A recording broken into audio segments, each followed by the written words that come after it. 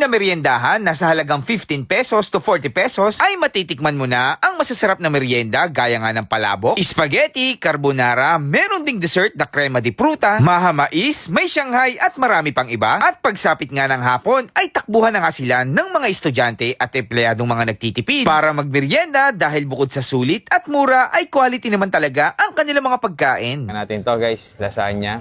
Guys, 15 to 40 pesos lang mga merienda.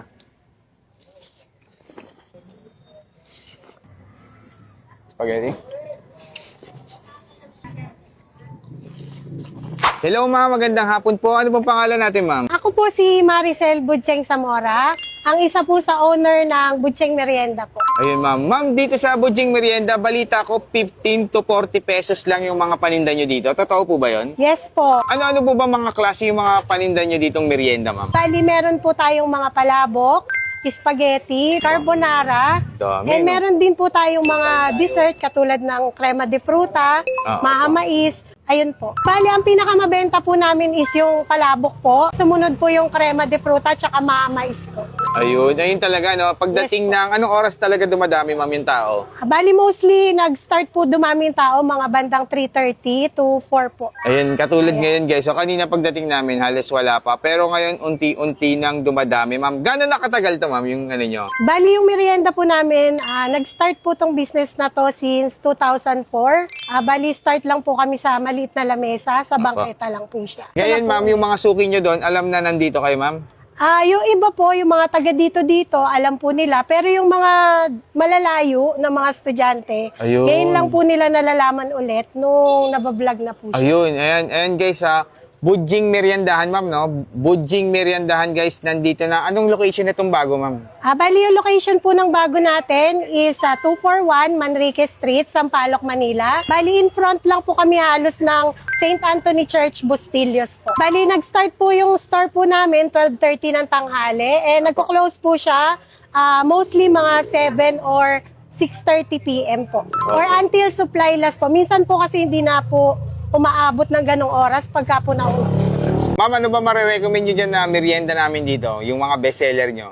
Bali, itry nyo po sa yung mga palabok, carbonara po namin, Apo. and crema de fruta, Yun, the maha best mais yun. po. Yun, Yan try po. namin yung mga apat na yun ma'am. Thank you po Sige po, thank you po, Kafood Trip. So yung mga ka-food trip, nandito na nga tayo ngayon sa Budjing Meriendahan dito sa Sampaloc, Manila. At syempre, bago tayo magtikiman, kasama pa rin natin ang Okyo Optical guys sa mga naghahanap ng affordable and quality na eyeglasses. Guys, meron tayong bagong open sa BF Homes South Park, Parañaque.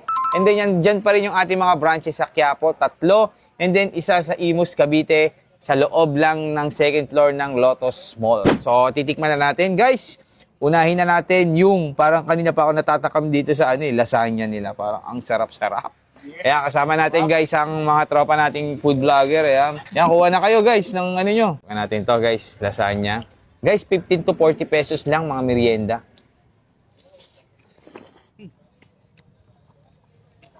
Sarap. Hindi tinipid sa sa ingredients, quality yung pagkakagawa. Kaya tingin ko, talagang binabalikan sila ng mga estudyante. Bukod sa mura, quality, masarap. Yung lasagna nila, sobrang meaty. Meron din tayong dalawang klase ng pasta. Meron tayong carbonara, ayan. Alam ko, 40 pesos lang ito, yung ganito kadano. Carbonara.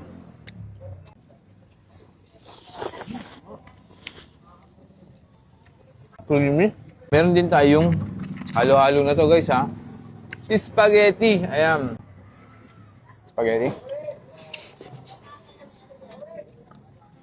Panalo din. Saucy. And then malasa din. Daming cheese. So, meron din tayong palabok. Ubus na rin yung hawak nyo. Sarap. Kasi yung palabok nilagay, may mga chicharon sa ibabaw. Sarap. 15 pesos lang. Ayan. Mukha nila Shanghai. Pang ulam na to, gang. Wala. Huh? Solid din yung laman. Exact. And then, hit yung laman. Tsaka malutong, no? 15 pesos lang. Ito yung mga tinitake out sa birthday. Tapos, meron din tayo dito. Ito, may, Tuna. Tuna.